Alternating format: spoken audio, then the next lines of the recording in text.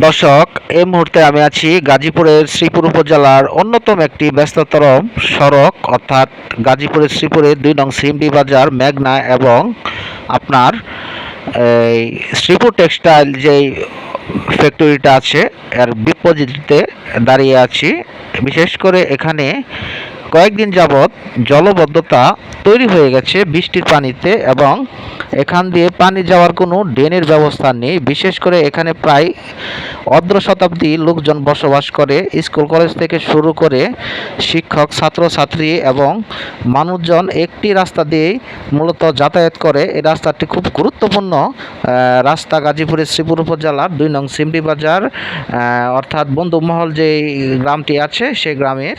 এখানে বৃষ্টি হওয়ার পর আসলে মানুষজন কিভাবে যে এখান থেকে নিজের স্বস্তির মতো হেঁটে হেঁটে যাবে তা বোঝার মতো কোনো ভাষা নেই আমাদের। দেখেন, আমি নিজেও এখানে আসার পর বিপদে পড়ে গিয়েছিলাম। এখানে আসার পর এই ভ্যানটির মাঝপথে আসার পর পাওয়ার পর আমি এখান থেকে ওঠার পর এই রাস্তা পার হচ্ছি। আর বিশেষ করে এখানে খুব কষ্টকর হয় মেলের শ্রমিক থেকে শুরু করে সাধারণ জনগণ এবং স্কুল কলেজের পড়ুয়া ছাত্রছাত্রী থেকে শুরু করে সাধারণ মানুষের।